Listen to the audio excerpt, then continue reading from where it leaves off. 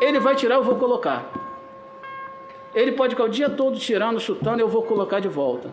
Mas num momento que eu raciocinei, eu falei, cara, será que esse cara não sente que está pisando na cova do meu filho?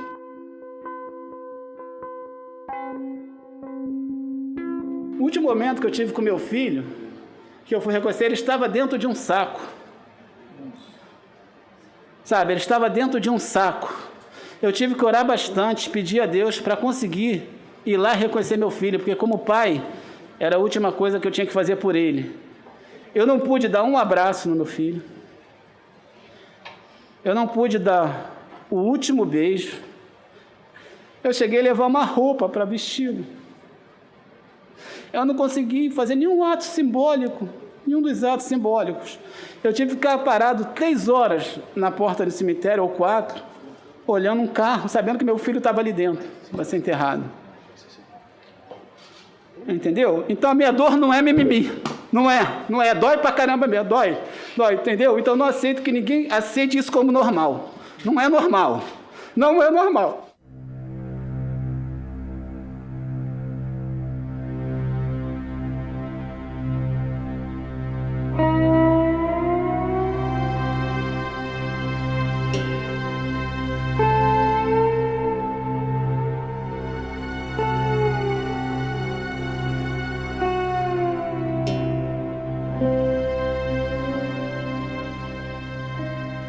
Nós temos 527 mil mortos. E os caras brincando de negociar vacina. Mas aqui, tenta-se atribuir crime aonde não tem crime. As pessoas também estão tomando vacina, eles também estão ficando doentes. É como se a gente estivesse escolhendo de que borda da Terra plana a gente vai pular. A senhora sabe qual é a diferença entre um protozoário e um vírus? Tem quase $1 milhão, 5 milhões de reais que alguém ia levar em algum paraíso fiscal para fazer alguma rachadinha.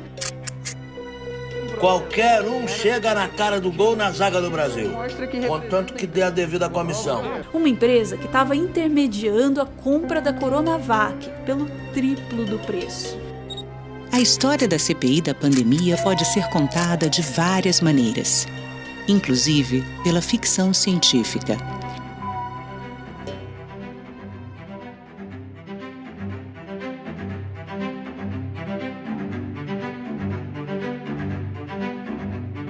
Em 1949, o escritor George Orwell publicou o livro 1984 e popularizou a expressão Big Brother.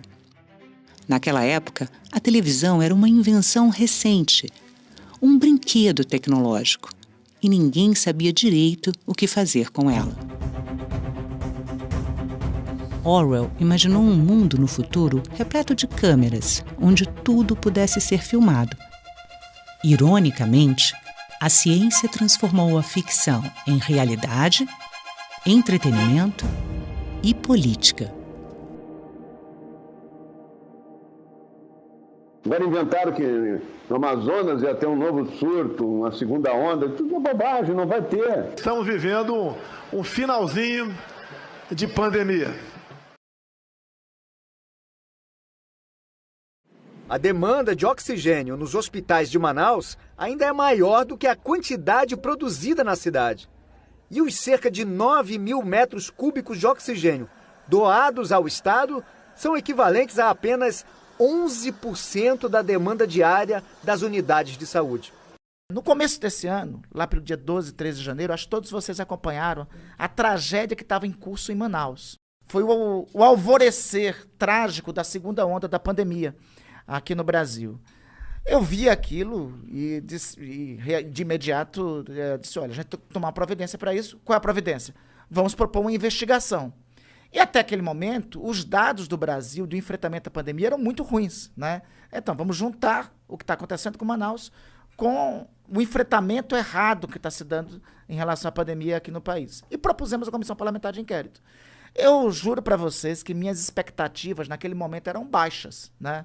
Eu disse, olha, vai ser difícil conseguir as assinaturas.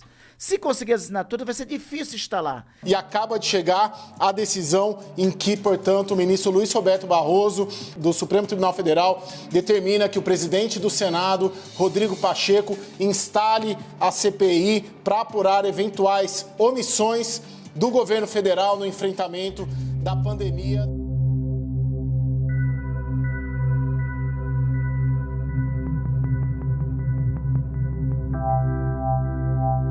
Eu acho que a CPI vai ser um grande palco importante para o governo federal deixar tudo às claras. Explicar cada detalhe como é que foram tomadas as decisões, para fazer ou para não fazer. Isso vai ser fundamental para passar ali, mas não agora. Quantas vacinas essa CPI vai aplicar no braço da população? Nenhuma. Por que não esperar todo mundo se vacinar e fazer com responsabilidade esses trabalhos? Em meu lugar, acho que as mulheres já foram mais respeitadas e mais indignadas, né? Estão fora da CPI e não fazem nem questão de estar nela, se conformam com acompanhar os trabalhos, né, à distância. Nós, mulheres, hoje, nesta casa, além de participar das demais ações, vamos participar também aqui desta comissão parlamentar de inquérito. Quero dizer que eu, a Lisiane Gama, e nenhuma das senadoras vai admitir ironia machista em relação às mulheres. Senador Omar Aziz, 8 votos. Senador Eduardo Girão, 3 votos. Está eleito, então, a chapa como presidente, senador Omar Aziz, e como vice-presidente, foi candidato único, o senador Randolfo Rodrigues, com 7 votos. Essa CPI está no lado de cada brasileiro nesse momento. 86% da população brasileira conhece alguém ou é parente de alguém que faleceu na Covid.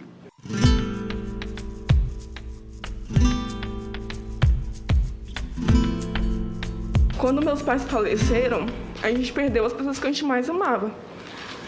E eu, vi que eu precisava da minha irmã e ela precisava de mim. Eu me apoiei nela e ela se apoiou em mim. Então, desculpa.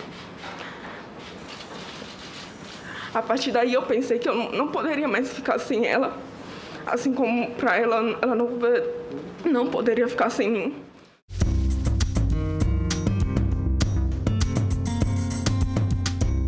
O primeiro caso positivo no Brasil foi no dia 26 de fevereiro, na quarta-feira de cinzas. Depois disso, nós ficamos fazendo casos pontuais. Somente em março é que nós falamos, temos transmissão sustentada, ou seja, temos uma situação de pandemia. O Sistema Único de Saúde, esse sistema tinha que ser preparado e redimensionado. Então, naquele momento, fundamental que se fizesse uma fala una de prevenção de todos os brasileiros e se fizesse em isolamento.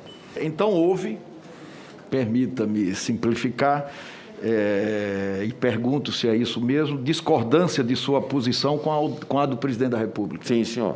Eu tive dentro do Palácio do Planalto quando fui informado, após uma reunião, que era para eu subir para o 3º andar, porque tinha lá uma reunião de vários ministros e médicos que iam propor esse negócio de cloroquina que nunca eu havia conhecido. Quer dizer, ele tinha um assessoramento paralelo. Nesse dia que havia sobre a mesa, por exemplo, um papel não timbrado de um decreto presidencial para que fosse sugerido daquela reunião que se mudasse a bula da cloroquina na Anvisa, colocando na bula a indicação de cloroquina para coronavírus. E foi, inclusive, o próprio presidente da Anvisa, Barra Torres, que estava lá, que falou isso, não. Lógico, acompanhei pela televisão o depoimento do ministro Mandetta e confirmo de minha memória que estávamos lá o general Braga Neto, ministro-chefe da Casa Civil, o ministro Mandetta, evidentemente, eu, a doutora Anísia Yamaguchi. Esse documento ele foi comentado pela doutora Anísia Yamaguchi, o que provocou uma reação, eu confesso, até um pouco deseducada ou deselegante minha. A minha reação foi muito imediata. de dizer que aquilo não poderia ser porque talvez não seja do conhecimento de Vossas Excelências. Só quem pode modificar uma bula de um medicamento registrado é a agência reguladora daquele país, mas desde que solicitado pelo detentor do registro. Então, quando houve uma proposta de uma pessoa física de fazer isso, isso me causou uma reação um pouco mais brusca. Eu disse, olha, isso não tem cabimento, isso não pode. E a reunião, inclusive, nem durou muito mais depois disso.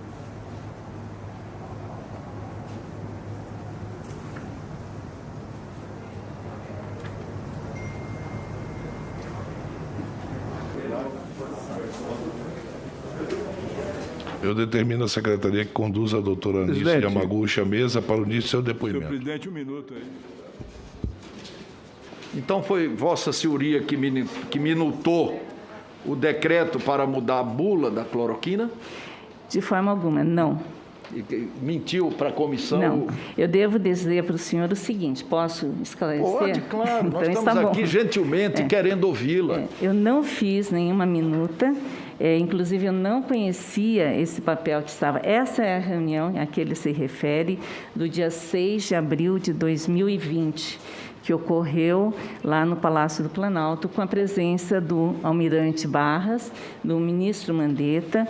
Doutora Anice, deixa eu só lhe explicar uma coisa. Eu fiz uma pergunta objetiva. Exato. Eu não minutei nenhuma bula, nenhuma mudança de bula. O presidente da Anvisa disse que foi ríspido com a senhora, que tentou introduzir na conversa a mudança por decreto da bula. Ele contou um fato. Eu estou perguntando à senhora sobre esse fato. Olha, a senhora nega que não minutou. E não houve nenhuma tentativa de decreto de mudança de bula nessa ocasião. Mas nós estamos partindo do fato consumado, da declaração dele e do outro ministro. Mas uma declaração não significa que houve. A minha verdade e os fatos é que não houve mudança de bula. Nem decreto de mudança de bula. Inclusive, eu coloco à disposição aqui o que estava em cima da mesa, que era simplesmente disponibilizar o medicamento. Mas a senhora tem esse documento? A dispensação, presidente, ela está tentando falar isso meia hora, vocês não estão entendendo? Não. Ela está oferecendo o documento em meia hora. Só um minutinho. Só um minutinho, Marco Rogério. O relator dizendo só um que não minutinho, senador Marco Rogério. Ela não pode ter esse documento, sabe por quê? Porque o presidente da Anvisa disse aqui para a gente o seguinte, que o ministro Braga Neto, na hora que ele discordou, ele pegou o papel e rasgou. Senhor presidente, se ela tem esse documento, é porque ela fez. Senhor presidente, veja Vossas Excelências. Ao outro que veio, presume-se como verdade absoluta. Aí o depoimento de uma médica de 40 anos de experiência, aí é mentira.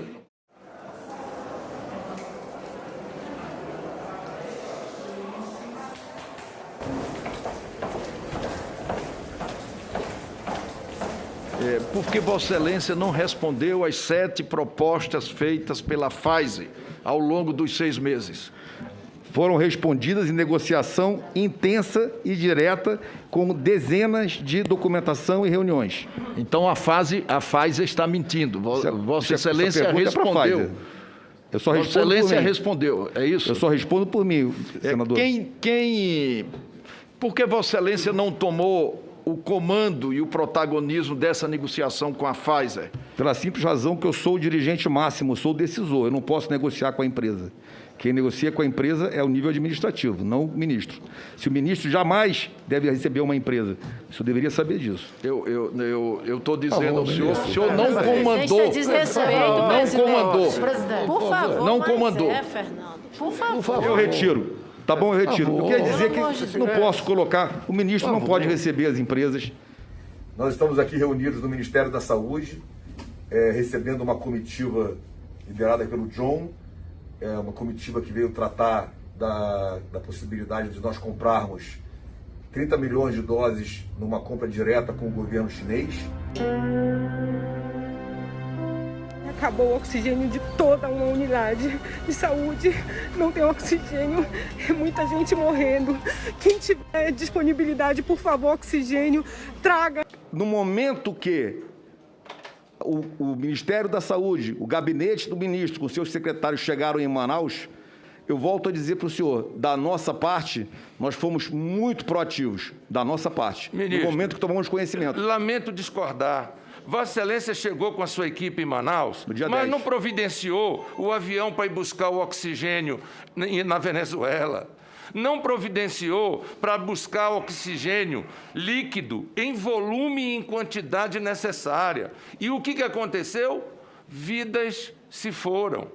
E a razão desta CPI é porque vidas importam. Muito. Portanto, fique claro que se sabia sim que ia faltar oxigênio e que faltou participação, planejamento, responsabilidade por parte da Secretaria do Estado. Mas Vossa Excelência precisa ser afirmativo, porque Vossa Excelência foi com todo o Ministério da Saúde para o Estado do Amazonas e não tomaram providências para resolver o problema de oxigênio.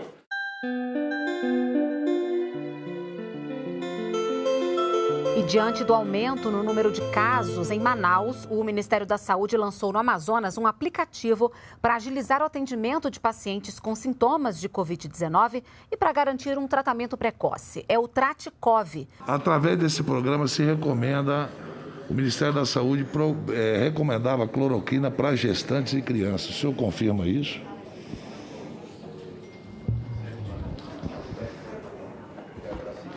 A reportagem refez a simulação de um bebê de 5 meses com febre e congestão nasal, sem contato prévio com o paciente com Covid. A plataforma recomendou cloroquina, hidroxicloroquina, ivermectina, entre outros medicamentos do kit de tratamento precoce. A ideia do projeto é uma calculadora que facilite o diagnóstico. Eu acho que ninguém é contra. A calculadora que facilite o diagnóstico? Me perdoe, eu sou engenheiro. Eu vou colocar para o senhor. Eu não entendo. Como calculadora facilita diagnóstico? Em cima... Calculadora. Vou explicar, porque na verdade o aplicativo ou a calculadora, o médico coloca os sintomas observados e ele vai colocar em fatores, em números, em pesos, e ele vai sugerir o diagnóstico ali. Diagnóstico. Naquele dia que foi apresentado e foi feita o roubo dessa plataforma, e foi feito um BO. Foi feito o quê? O roubo? Foi roubado. Foi roubado. Foi roubado? Foi. E foi feito... Ele foi retirado... Foi hackeado, puxado por um cidadão. Ele pegou esse diagnóstico, alterou com dados lá dentro e colocou na rede pública. Quem colocou foi ele, tem todo o boletim de ocorrência, eu vou disponibilizar. Essa é mais uma revelação da CPI. Isso aí é para esconder até hoje, a publicidade. Senador Omar, nem o povo amazonense, nem o povo brasileiro sabia que uma plataforma, um programa, um software que deveria ser para tratamento, ele foi hackeado. Foi roubado, hackeado. Foi uma extração indevida de dados. Não foi hackeado. Não é hackeamento. O termo que foi utilizado foi um termo de leigos. Hoje a gente tem um laudo pericial que classifica a operação feita de extração indevida de dados. Então não houve extração de dados, mas não houve alteração do que estava proposto no Não, porque o sistema TratCov. era seguro. E hoje a gente lança aqui em primeira mão, né, o estado do Amazonas é o primeiro estado do Brasil que recebe o aplicativo TratCov. Nós podemos, num período de 5 minutos, com a utilização desse aplicativo, que já pode ser acessado através das páginas do Ministério da Saúde, nós poderemos ofertar imediatamente para milhões de brasileiros o tratamento precoce. Quando nós fomos tentar entender o que aconteceu com Manaus e com o estado do Amazonas, ficou muito forte, através dos depoimentos, que ali teria sido feito, a princípio, um laboratório do estado do Amazonas de como é que poderiam tentar aplicar um tratamento precoce com o uso de medicamentos que não tinham comprovação nenhuma de eficácia, depois se comprovou, inclusive, que ele é nocivo à saúde da população brasileira para esses fins. Nós tínhamos que, no início da doença, deixar isolados os nossos idosos, as pessoas de grupos de risco E, garantidos os equipamentos de proteção individual, deixar que as nossas crianças frequentassem as escolas, deixar que o comércio, a indústria, os estabelecimentos comerciais funcionassem com as orientações de distanciamento social. E nós atrapalhamos a evolução natural da doença naquelas pessoas que seriam assintomáticos, como as crianças, e que a gente teria um efeito rebanho. Na época, eu defendia que as crianças não fossem retiradas das escolas. Doutora, a senhora falou também do comércio, não foi só de criança.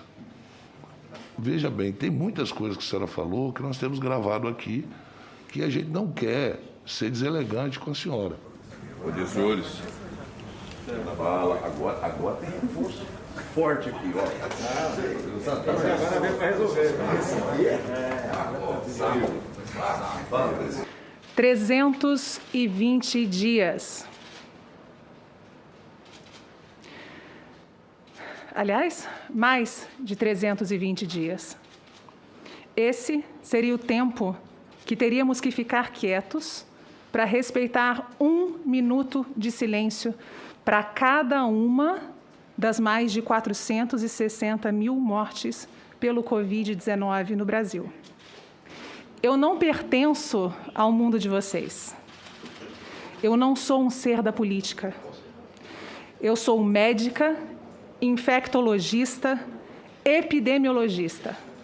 O governo adotou uma estratégia de enfrentar a pandemia na busca por uma imunidade natural ou de rebanho ou coletiva. A senhora acredita que essa hipótese ela pode ser verdadeira? Uma imunidade de rebanho natural dentro do SARS-CoV-2 e da doença Covid-19 é impossível de ser atingida. Não é uma estratégia inteligente, ela é impossível de ser atingida. Por que a gente consegue fazer isso com a vacinação?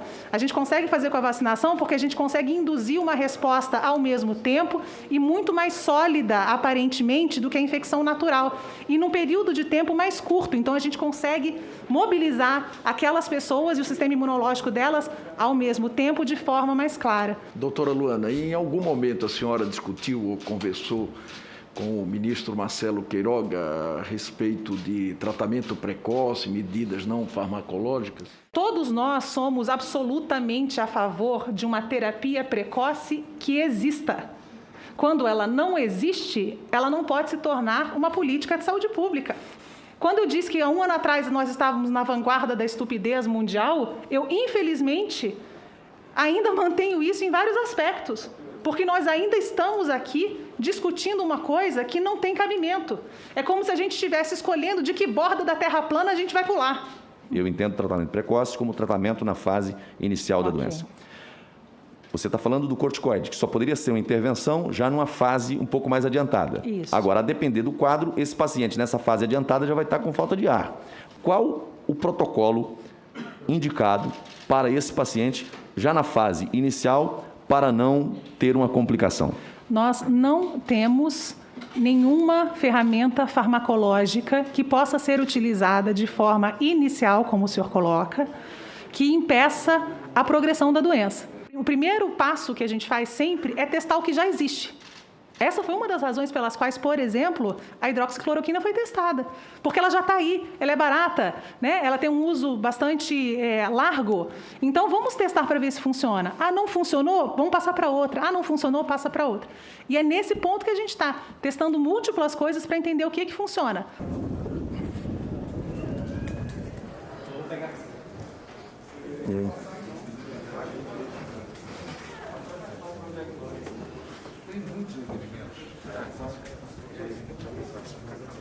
Ninguém morreu de Covid-19 na cidade de Porto Feliz, embora tiveram milhares e milhares de pessoas contaminadas.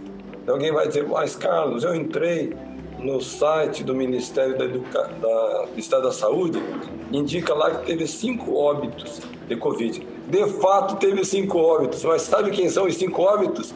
Aqueles que ficaram em casa, que não foram em busca do tratamento precoce.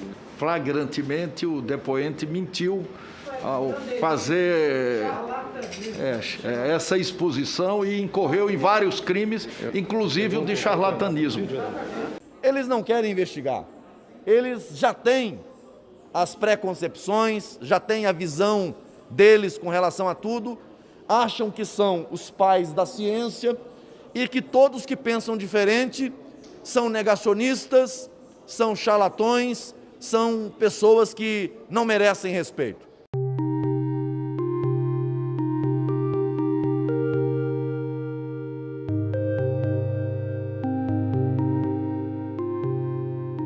A hidroxicloroquina tem dado certo. Então, quem não tem uma outra alternativa, que não fique querendo proibir, né, a hidroxicloroquina por quem, porventura, queira tomá-la devidamente receitado por um médico.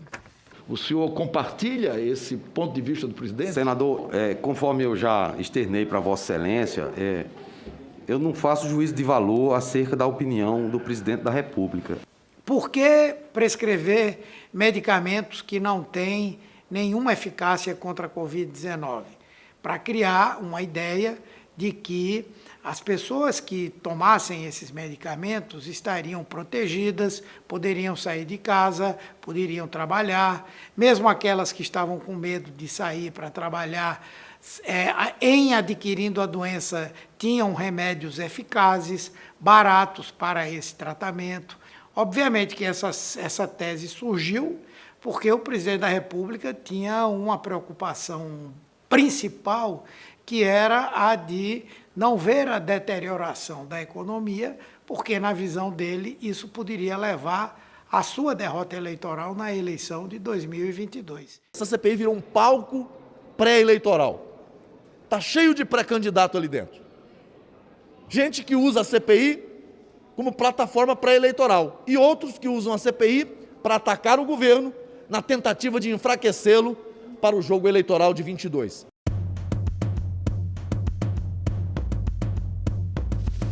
Como diz aquele rapaz do Big Brother, tá lascado.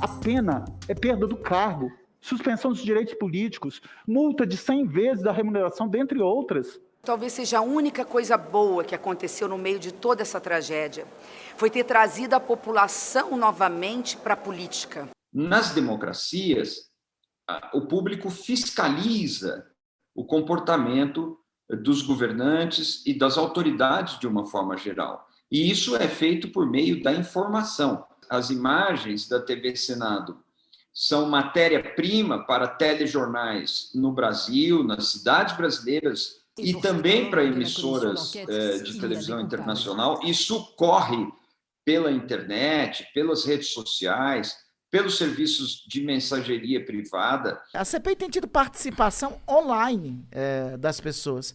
Via de regra, nós estamos lá inquirindo.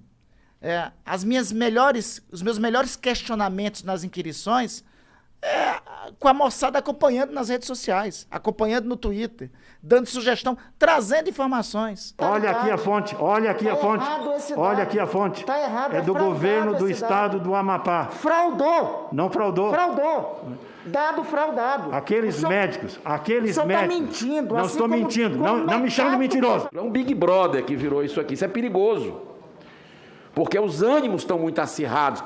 São os extremos de um lado e extremos de outro.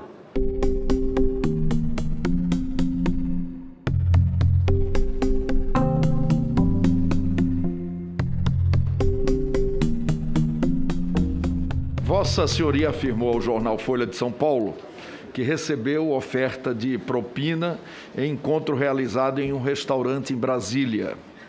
Como, quando e por quem foram exatamente feitos os pedidos na conversa? E de que forma? O pedido dessa majoração foi exclusivamente do senhor Roberto Dias. Qual era a proposta de propina? Qual era o valor? Era $1 por dose. Quantas doses seriam, só para repetir? A Davat estava ofertando ao Ministério da Saúde 400 milhões de doses. Além de Roberto Ferreira Dias, demitido do cargo de diretor de logística, mais alguém participou de alguma etapa dessa negociação da propina? No momento lá, Excelência? Sim. Sim, havia o Coronel Blanco, no momento, e mais um empresário que eu não me recordo, ele ficava com uma prancheta, anotando alguns dados, fazendo alguns cálculos, mas eu não me recordo o nome dele. Quem acusa tem o ônus de provar o que está acusando. Eu queria perguntar ao senhor, o senhor tem algum documento que comprove essa tentativa de suborno ao senhor?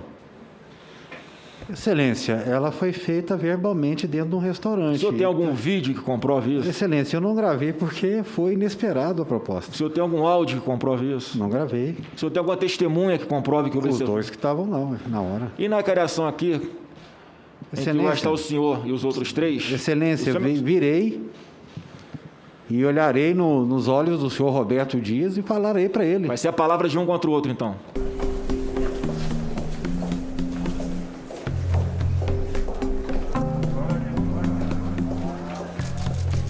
No dia 25 de fevereiro, fui tomar um chopp com um amigo no restaurante Vasto. Em dado momento, se dirigiu à mesa o Coronel Blanco, acompanhado de uma pessoa que se apresentou como Dominguete. Feitas as apresentações, o senhor Dominguete disse representar uma empresa que possuía 400 milhões de doses de vacina da fabricante AstraZeneca. No restaurante, o senhor vai com um amigo que tem expertise exatamente nesta área. Lá, o senhor encontra, por acaso, uma pessoa que está fazendo uma negociação ao lado de um Blanco, que já era servidor também do Ministério da Saúde. De repente, sentou numa mesa de bar com o senhor e começou a fazer uma negociação de 400 milhões de doses, algo em torno de 30 bilhões de reais. O senhor não acha, assim, coincidência demais? Eu não sabia que ele estaria junto com uma pessoa que representa você. Tudo bem? A compra vai acontecer, tá? Nós estamos na fase burocrática. Em off, para você sabendo, quem vai assinar é o Dias mesmo, tá? Caiu no colo do Dias e a gente já se falou, tá? E quinta-feira a gente tem uma reunião para finalizar com o Ministério. Como é que uma pessoa vai receber um outro num restaurante? Não há dúvida que ele mentiu o tempo inteiro, presidente. Isso é um fato. Se ele quiser se retratar, de repente ele tem tempo. O apelo é que ele tem ele fale a condições de verdade. se retratar agora, antes de encerrar a sessão. Não aceito que a CPI vire chacota. Nós temos 527 mil mortos. 1000 mortos. E os caras brincando de negociar vacina. Por que ele não teve esse empenho para comprar a Pfizer, que era de responsabilidade dele naquela época? Por quê? Ele está preso por mentir, por perjúrio.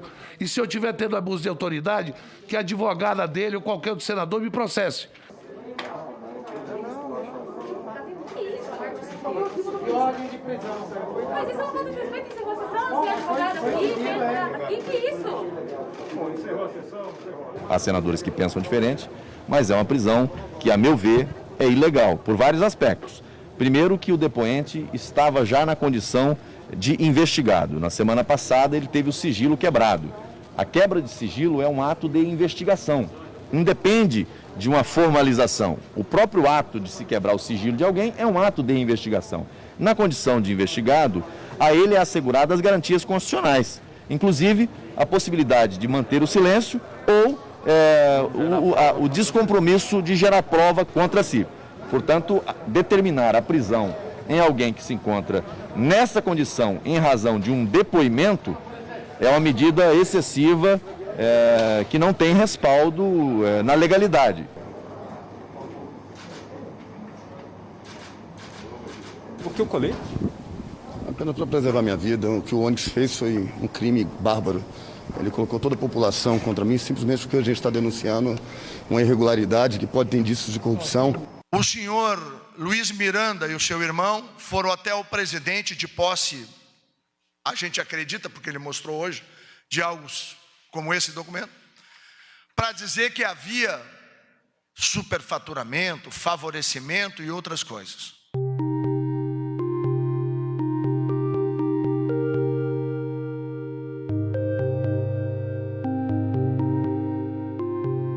Você podia passar a projeção para que fosse explicado ponto a ponto pelo servidor da saúde, por favor? E aqui no Brasil, em depoimento ao Ministério Público, um servidor do Ministério da Saúde disse o seguinte, afirmou que sofreu uma pressão atípica de superiores para acelerar a importação da vacina Covaxin. O Ministério Público Federal, no Distrito Federal, está investigando a suspeita de irregularidades no contrato entre a Precisa Medicamentos e o Ministério da Saúde. Outras pessoas fizeram pressão. Coordenador Alex Leal Marinho. Coordenador Alex Leal Marinho. E Alberto Ferreira Dias, diretor. No meio da CPI, apareceu o depoimento dos irmãos Miranda, do deputado Luiz Miranda e do seu irmão Luiz Ricardo Miranda. E aí nós começamos uma outra vertente de investigação, porque nós começamos a descobrir que a causa principal de nós não termos ampliado, nós não termos contido a pandemia aqui, foi a velha e boa corrupção, que está presente no patrimonialismo brasileiro há muito tempo. A velha e boa, desculpa aí, a velha e má e péssima corrupção. Agora, se valoriza como suspeita a troca de contatos em um final de semana para a compra de vacinas. Os mesmos que até agora há pouco cobravam celeridade, agora estão questionando os funcionários do Ministério da Saúde por trabalhar até mais tarde. Outros gritaram aqui para todo mundo ouvir. Qual o preço da vida? Quanto vale uma vida? E Vossa Excelência preocupado com o preço de vacina? Toda a equipe, né, do setor não se sentiu confortável com essa pressão e a falta de documento. E aí, como os meus dois superiores internos no Ministério estavam pressionando, eu acionei e conversei com meu irmão, que aí passou ao presidente. O presidente falou com clareza que iria encaminhar todas as informações para o DG da Polícia Federal e chegou a tecer um comentário de um nome de um parlamentar que eu não me lembro bem, que ele diz assim, é mais um rolo desse, falou o nome da pessoa. Pode falar o nome do deputado, porque nós já sabemos. A senhora sabe que se eu fizer isso... Vossa Excelência não irá para o Conselho de Ética. Eu vou ser perseguido, já disseram que eu já perdi a minha relatoria da reforma tributária, foi uma promessa do presidente Atulino para mim, já perdi todos os espaços, já perdi tudo que eu tenho, já acabaram com a minha política, o que mais vocês querem que eu faça? Bom, deputado, Vossa Excelência só confirma que sabe, não quer dizer, eu respeito como parlamentar, eu entendo a posição de Vossa Excelência, mas Vossa Excelência só confirma que sabe qual é o nome do deputado e nós vamos... A senhora também sabe que é o Ricardo Barros que o presidente falou. Vamos buscar a verdade a favor do país. Então, o senhor confirma... O senhor confirma, então, que... Foi o Ricardo Barros que o presidente falou. Foi Agradeço imensamente a Vossa Excelência. Essa CPI, a partir de agora... Eu não me sinto pressionado para falar. Eu queria ter dito desde o primeiro momento, mas é porque vocês não sabem o que eu vou passar. Por apontar um presidente da República que todo mundo defende como uma pessoa correta, honesta, que sabe que tem algo errado, ele sabe o nome, ele sabe quem é, ele não faz nada por medo da pressão que ele pode levar do outro lado. Pô, que presidente é esse que tem medo de pressão de quem está fazendo o errado? De quem desvia dinheiro público, das pessoas morrendo na porra desse Covid? Finalmente vem aqui o Luiz Miranda, faz um teatro aqui e fala que o presidente falou meu nome. Claro, ele, Luiz Miranda, levou ao presidente a minha fotografia numa matéria do Caso Global. E provavelmente é a este fato que o presidente se referiu. Mas eu vou ser correto aqui e agradecer ao deputado Luiz Miranda, porque ele deu muitas entrevistas, ele deu muitos depoimentos, ele foi na Polícia Federal e em todas as falas do Luiz Miranda, ele disse, o presidente perguntou se o Ricardo Barros estava envolvido na Covaxin. Nunca afirmou. Da Global, obviamente, porque ele levou para o presidente a minha foto com a matéria da Global.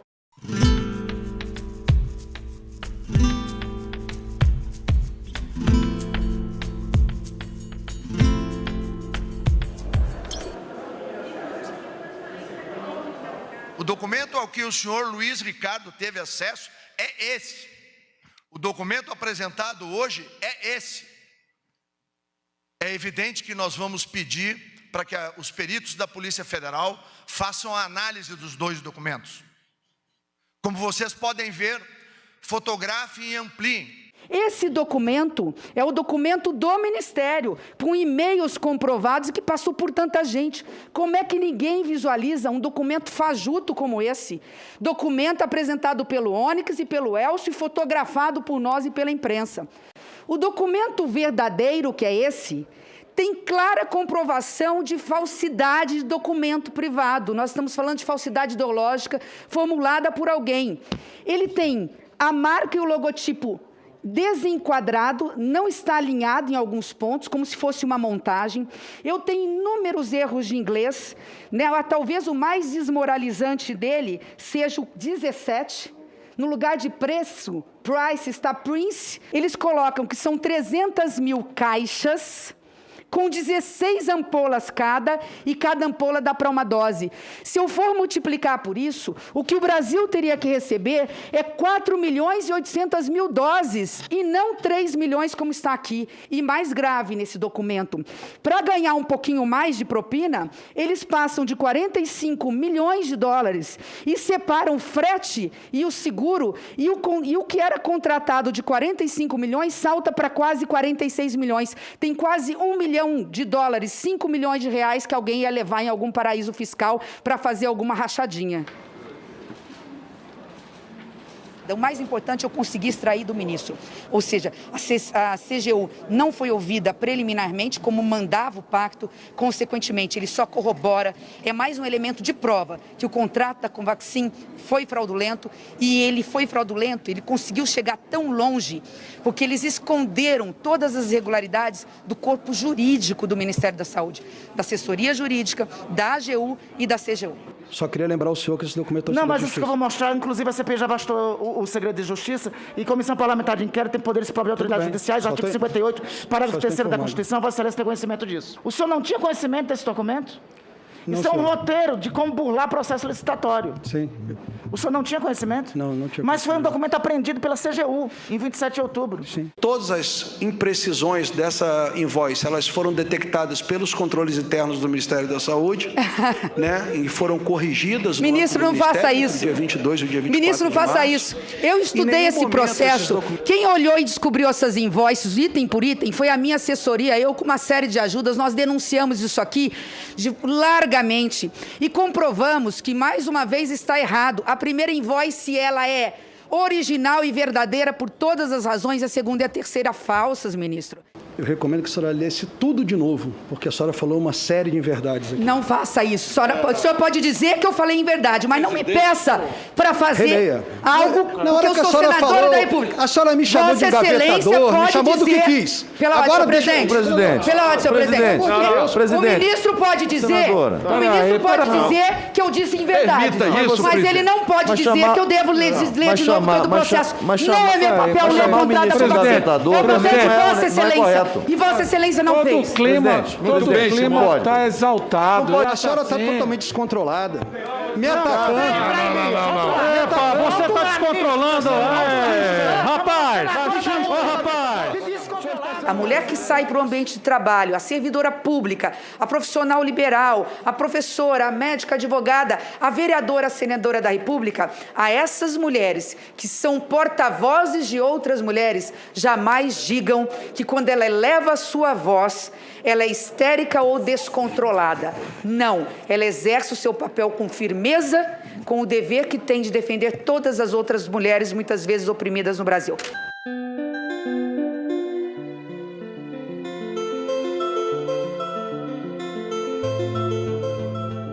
Eu me sinto, tenho culpa, sim.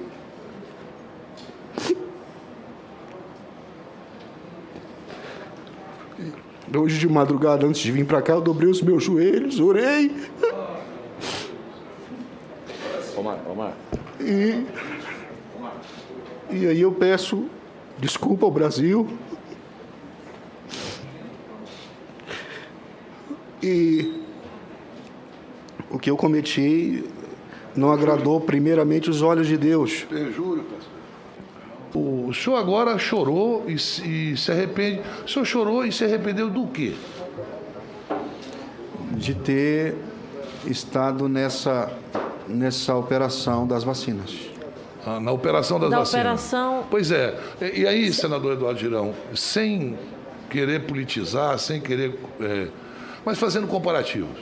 A Pfizer manda 101 e-mails para o Ministério da Saúde. E-mail que chegou na mão do presidente, do vice-presidente, chegou na mão do Braga Neto. Por isso também que ele tinha que estar aqui para explicar por que ele não respondeu, que ele era o coordenador da questão do Covid no Brasil, não respondeu. Chegou na mão do Paulo Guedes, chegou às mãos do ministro da Saúde, mas, milagrosamente, a Davat consegue adentrar o Ministério da Saúde para vender 400 milhões de doses. Uma empresa inidônea, eram, no caso, estelionatários, isso era um golpe.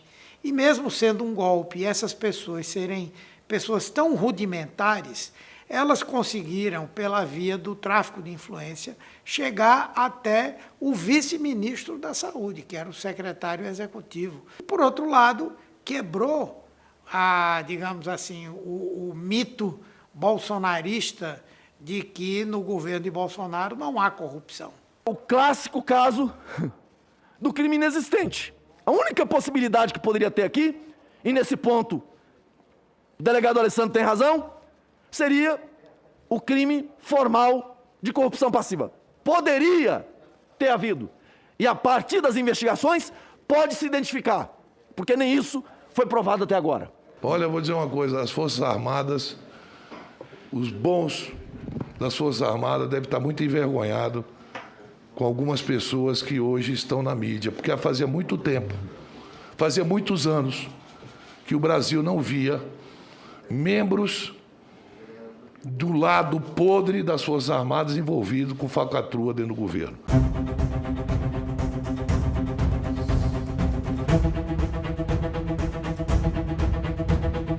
Não houve ameaça. Em momento algum, a mensagem teve por objetivo desrespeitar o Senado ou os senadores. E nem mesmo a ele se referiu.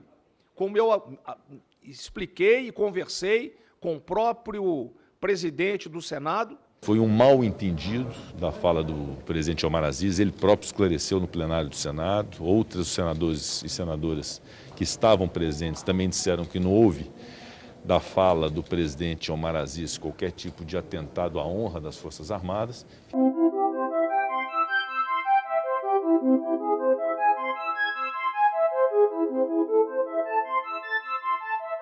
O meu problema é com relação aos fatos que me foram expostos enquanto advogada. Fatos esses que me deixaram aterrorizada, para falar a verdade, e eu acho que são cabíveis de investigação. A economia não podia parar e o que eles tinham que fazer era isso, conceder esperança para que as pessoas saíssem às ruas. E essa esperança tinha um nome: hidroxicloroquina. Já existe aí uma evidência clara de que a hidroxicloroquina, a cloroquina com a azitromicina associada, ela está evoluindo adequadamente e diminuindo aí a carga viral nos pacientes. Todos os pacientes diagnosticados com coronavírus que estão dentro da rede Prevent Senior já estão recebendo o tratamento. E nós temos WhatsApp, nós temos mensagem do diretor dizendo para o corpo clínico: não avise o paciente que você está usando cloroquina, não fale para os familiares que você está usando cloroquina. Com relação aos estudos da Prevent, foram utilizados para justificar tecnicamente a adoção de abordagens baseadas em redução de custo? Sim. Era uma estratégia para redução de custos, uma vez que é muito mais barato para a operadora de saúde disponibilizar determinados medicamentos do que efetivamente fazer a internação daqueles pacientes que usariam aquele conjunto de medicamentos. Isso é muito grave. A informação que a gente tem é que, pelo telefone, ele já mandava o kit para casa. Que esse kit era composto por 8 itens. E aí os médicos, pelo menos a explicação que me deram, os plantonistas, eles pegavam o kit, eles entregavam ao paciente e diziam ao paciente: olha, eu preciso te dar, porque se eu não te entregar esse kit, eu posso ser demitido. Outra situação que é importante esclarecer é que a Prevent Senior é um plano em que a média faixa etária é de 68 anos. Então, o conjunto de medicamentos, apesar de ser ineficaz, para aquela população ele se tornava letal, potencialmente letal. Uma das minhas filhas recebe um telefonema informando, comunicando que eu passaria a ter os cuidados paliativos. Ou seja, eu sairia da UTI, iria para um chamado leito híbrido e lá teria maior dignidade e conforto e meu óbito ocorreria em poucos dias. Eu seria ministrado em mim uma bomba de morfina e todos os meus equipamentos de sobrevivência na UTI seriam desligados. Felizmente, minha filha não concordou. Você arbitrariamente colocar esses pacientes em tratamento paliativo é você decretar a morte indistintamente e praticar eutanásia nestes pacientes.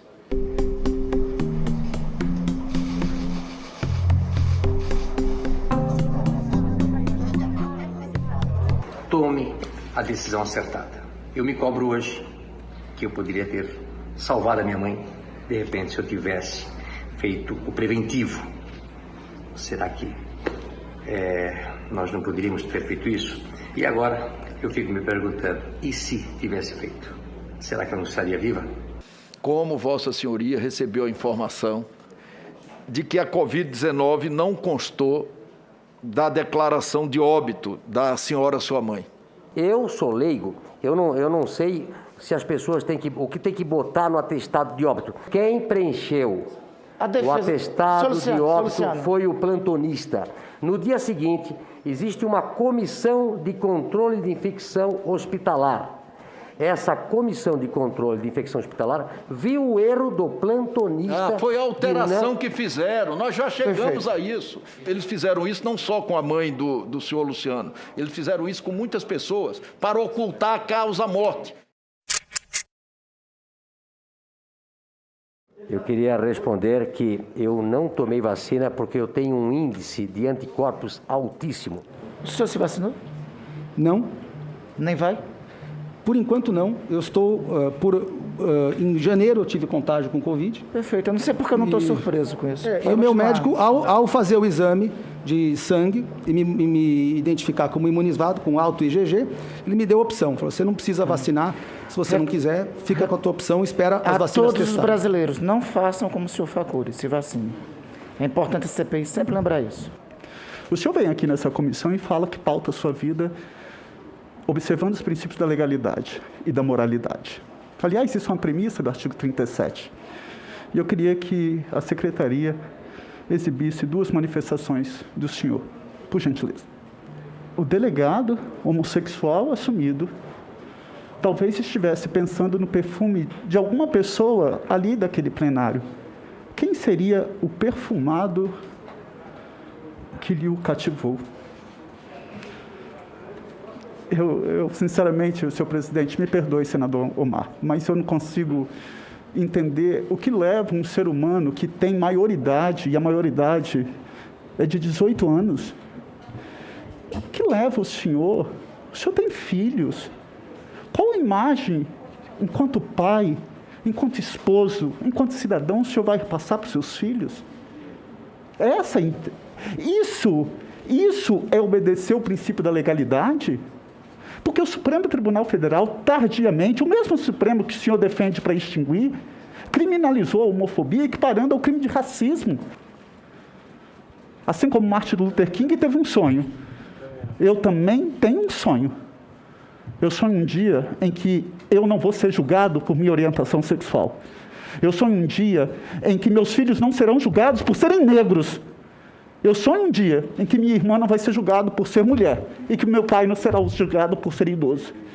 Esse dia ainda não chegou, porque o senhor é o típico da pessoa que retrata muito bem esse presidente da República, que fala na família tradicional, mas a minha família não é pior do que a sua, porque a mesma certidão de casamento que o senhor tem, eu também tenho, que fala na pátria, que fala na legalidade, que fala na moralidade, mas o senhor é o principal violador dessa legalidade e moralidade. Que fala em Deus, acima de todos. Deus está no meio de nós.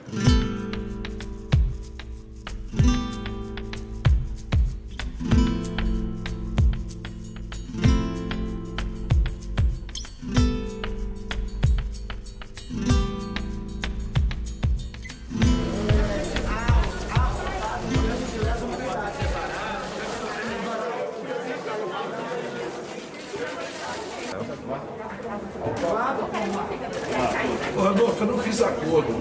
Nem eu, a gente não faz acordo com a indiciação porque tem fatos para iniciar. É isso. Não é acordo. Tem razão, tem razão. Acordo, eu não fiz acordo com a indiciação. Nem não, vou aceitar sério, olha, o Omar aceitou, não aceitei. Eu aceito se tem fato. Tem fato, vamos iniciar.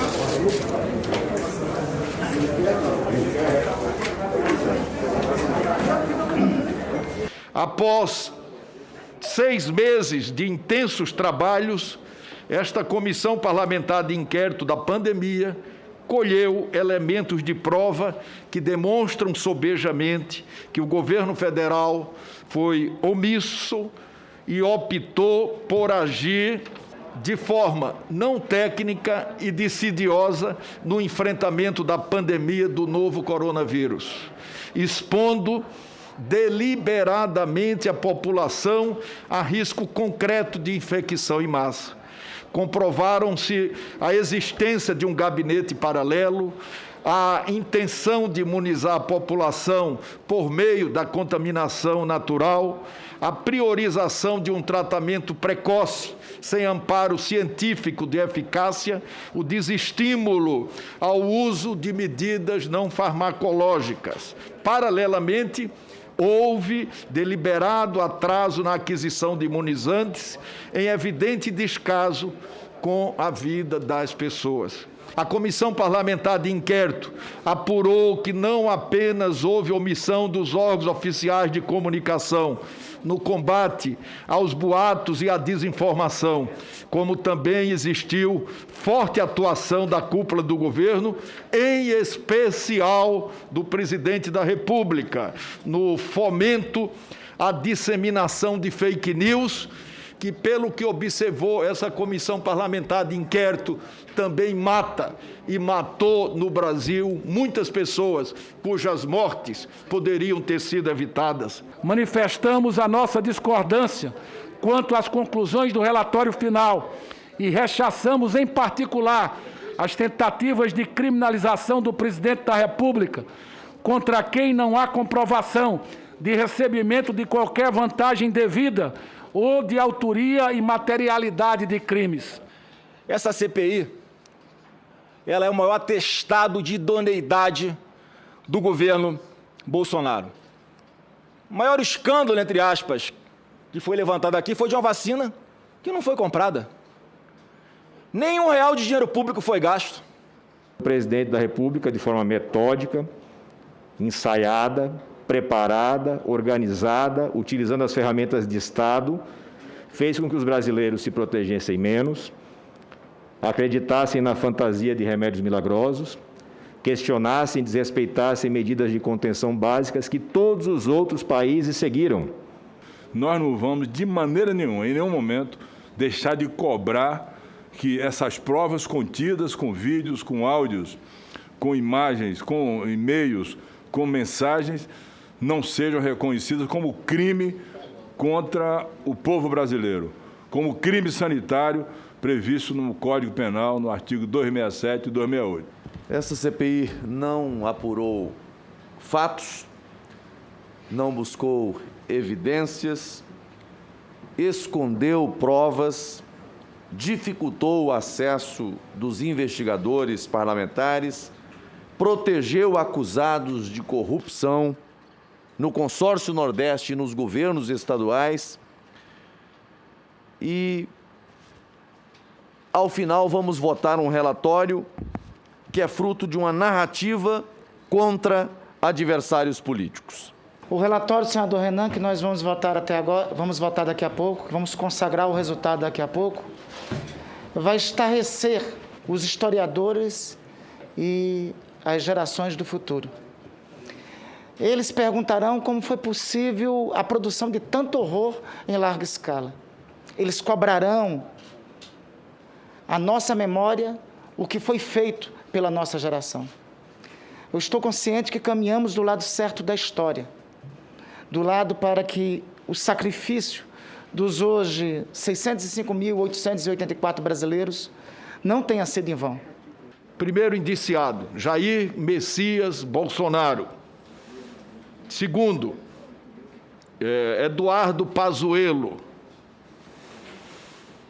Marcelo Antônio Queiroga Lopes, ministro da Saúde, Onyx Dornelles Lorenzoni, ex-ministro da Cidadania e atual ministro-chefe da Secretaria da Presidência da República, Ernesto Henrique Fraga Araújo, ex-ministro das Relações Exteriores, Wagner de Campos Rosário, ministro-chefe da Controladoria Geral da República, Antônio Elcio Franco, filho, ex-secretário executivo do Ministério da Saúde, Mayra Isabel Correia Pinheiro, secretária de Gestão do Trabalho e da Educação na Saúde, Roberto Ferreira Dias, ex-diretor de Logística do Ministério da Saúde, Cristiano Alberto Carvalho, representante da Davat no Brasil, Luiz Paulo Dominguete Pereira, representante da Davat no Brasil, Rafael Francisco Carmo Alves, intermediador nas tratativas da